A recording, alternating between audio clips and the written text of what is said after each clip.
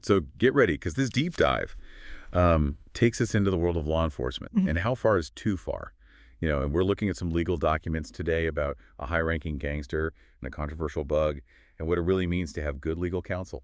Yeah, and you know what's really interesting about this case is that it's not just about, catching bad guys. It's about the balance between privacy and security. Exactly. And at the center of it all is Gregory Shell. He was a top guy in the Gangster Disciples gang, pretty notorious gang, and he was convicted for his role in all their criminal activities. But he's appealing that conviction, saying his lawyer missed some key chances to challenge the evidence. And to really understand Shell's appeal, we have to kind of step back and look at the size and scope of the Gangster Disciples operation. Court documents show they were running this huge drug trafficking ring, making an estimated $100 million a year. Wow, $100 million a year. Yeah, and Shell was essentially the COO, managing the day-to-day business in Chicago. That is a serious criminal enterprise. Yeah. I mean, no wonder the DEA was trying so hard to take them down. But here's the thing. Their leader, Larry Hoover, he was running the show from prison. He was already serving time for murder, but that didn't stop him. So how do you even get evidence on someone like that? Well, that's where it gets really interesting. The DEA, they knew Hoover would talk to his guys from prison, but when things got, a little too sensitive, he'd insist they come to Vienna Correctional Facility to talk to him face to face. So in person. Right, and Gregory Shell being the dedicated associate that he was made over 100 visits to Hoover at Vienna over 90 months. Over 100 visits. That's commitment. Yeah, let's just say he was frequent flyer. Yeah. And the DEA saw this as their opportunity they applied for and got a Title III warrant, which basically gives them the okay to do electronic surveillance. Okay, so they could listen in on Hoover's conversations. Sounds pretty standard for a case like this. So where's the controversy? Well, how they went about it, that's where it gets a little ethically murky. Instead of bugging a room or a phone, they decided to plant a bug in Shell's visitor badge. Hold on, they bugged his badge. So every time Shell went in to see Hoover, they were basically turning him into a walking microphone that seemed sneaky, even if it was legal. And that's exactly what Shell is appealing. He's saying his lawyer should have challenged the use of that bug as a violation of his Fourth Amendment rights. The protection against unreasonable search and seizure. So it's the DEA trying to take down a huge criminal organization versus potential constitutional rights violations. This is getting interesting. It's like a legal thriller now. Where do Shell's arguments come in?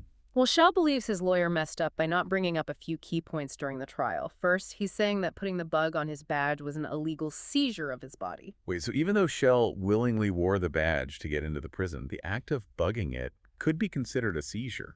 I mean, I'm not a lawyer, but that sounds like a stretch. And that's why legal experts are divided on this Shell's argument, is that because that badge was attached to him bugging, it was the same as seizing him, even though the warrant only said they could listen to conversations in the visitor area, not specifically on a person. So there's a difference between searching a place and searching a person. Mm-hmm. But wouldn't you expect less privacy when visiting a prison? I mean, it's not like going to the movies. That's another thing Shell felt his lawyer should have argued. Did he really have a reasonable expectation of privacy while visiting an inmate? He's claiming his lawyer should have challenged the idea that wearing a badge means giving up your Fourth Amendment rights. Okay, so we've got the seizure argument, the privacy argument. What else did Shell think his lawyer missed? That's complicated. Shell also thought his lawyer should have focused on the warrant itself, saying it wasn't specific enough. Yeah, it said they could do surveillance in the visitor area, but Shell says it didn't say anything about bugging his badge. He thinks the government should have been upfront about how they were going to do the surveillance. So it's like Shell is saying the DEA was being sneaky, getting a warrant for one thing, but doing something totally different, almost like trying to pull a fast one. Exactly. And that brings us to his last and maybe most shocking argument, that the government lied to the judge who approved the warrant. Shell says they left out important details about the bug, and if the judge knew the truth, they wouldn't have signed the warrant. Now that's a serious accusation. Yeah. So we've got a convicted gangster, a controversial bug, and some big questions about what the government did out. This is way more than just a gangster story. So what did the court have to say about all of this?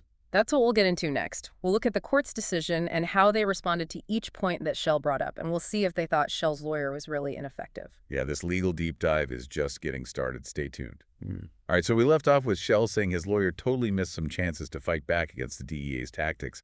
So how did the appeals court respond to all that? Did they buy any of his argument? Well, the first one about the bug being an illegal seizure of his body, they kind of shot that down pretty quickly. They said Shell wore the badge willingly. is part of the prison rules for visitors. So just sticking a listening device on something you're already wearing doesn't count as a seizure under the Fourth Amendment. So they focused on the fact that he wasn't physically forced to wear it. But what about Shell's claim that he had a right to privacy while visiting Hoover? They couldn't have just ignored that. No, they definitely acknowledged it, but ultimately they sided with the DEA. They basically said prisons just naturally have lower expectations of privacy. They brought up past cases where courts have said people don't have the same privacy rights in prison as they do outside. So because Shell was visiting an inmate, his privacy rights were already kind of limited. Okay, so the court's basically saying, you're in a prison. What did you expect? But did they at least think about how intrusive the bug itself was? Yeah, they did, and this is where those legal precedents come in. They compared this bug to other ways of doing surveillance and decided it wasn't that intrusive, especially since the warrant allowed them to listen to Shell's conversations with Hoover anyway. They basically saw the bug as a tool to get what they were already allowed to get, not like it was going beyond what the warrant said. So it sounds like they're making a distinction between how the surveillance is done and what information they're actually collecting. But what about Shell's argument that the warrant itself was too vague, not specific enough? Right. So for that, the court referenced a big Supreme Court case, Dahlia v. United States. It basically said that warrants don't have to list out every single detail of how they're going to do the surveillance. They just need to clearly say the place that's being searched and the stuff they're looking for that case set a precedent that warrants don't have to be super specific about the surveillance methods. It's like getting permission to search a house. You don't have to explain if you're going to use a flashlight or not. So in this case, the place was the visitor area, and the things were those conversations between Shell and Hoover. Exactly. The court said the warrant was clear enough about those things, and they didn't agree with Shell that the DEA had to specifically say they were using a bug in the warrant application. Okay, so that's 2 strikes against Shell so far. But what about his most serious claim that the government straight up lied to the judge about the warrant? Did that get any attention? It did, but legally speaking, it's really tough to prove that kind of thing, to even get a hearing on, that you have to have super strong evidence that the government knew they were lying or recklessly left out crucial information, and Shell's lawyer just didn't have that level of proof. So just saying, I think the government was being sneaky wasn't enough. Nope, not even close. The Okay. court basically said, look, you're saying the government acted in bad faith, but you haven't shown us anything concrete to back that up. And remember, the legal system assumes people are acting honestly to overturn that you need more than just a hunch. Man, this really shows how important it is to have a good lawyer on your side if Shell's lawyer couldn't support those claims with real evidence. It sounds like he was in trouble from the beginning. It definitely makes you wonder how effective his legal counsel really was. The appeals court ultimately said that none of the arguments Shell brought up would have worked, even if his lawyer had tried to use them at trial. So what did all this mean for Shell and his chances of getting his conviction overturned? Well, things weren't looking good for him. To prove you had ineffective assistance of counsel, you have to show 2 things. First, that your lawyer was really bad at their job, and second, that their bad performance actually hurt your case, meaning you probably would have gotten a different result with a better lawyer. And here the court didn't seem to think Shell's lawyer screwed up that badly. Exactly. They basically said even if Shell's lawyer had used those Fourth Amendment arguments, it wouldn't have changed the outcome of the trial. The evidence against Shell was strong. They thought the surveillance was legal, and so they upheld his conviction.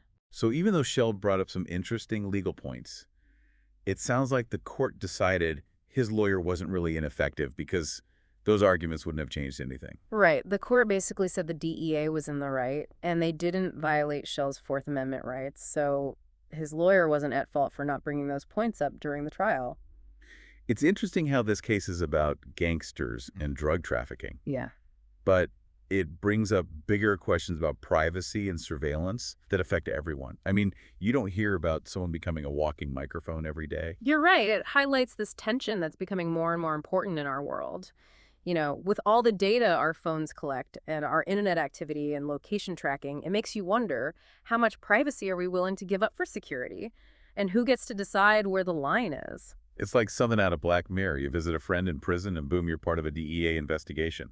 It makes you think twice about what's truly private anymore. Definitely, there are no easy answers. It's about balancing individual freedom with keeping everyone safe. We want law enforcement to be able to investigate serious crimes, but we don't want to live in a world where everything we do is being watched and could be used against us. This deep dive has really made me think more about the Fourth Amendment and how hard it is to apply it in a world where technology is always changing what's possible. Yeah. What are some key things you hope people listening will take away from this? I think the most important thing is that the law isn't always clear-cut. These cases involve really complicated arguments, and even when a court makes a decision, it doesn't mean the conversation is over. We need to keep talking about privacy and security, especially as technology keeps developing. I totally agree. This might be about gangsters and bugs, but the issues are important for everyone. So, any final thoughts before we wrap up this deep dive?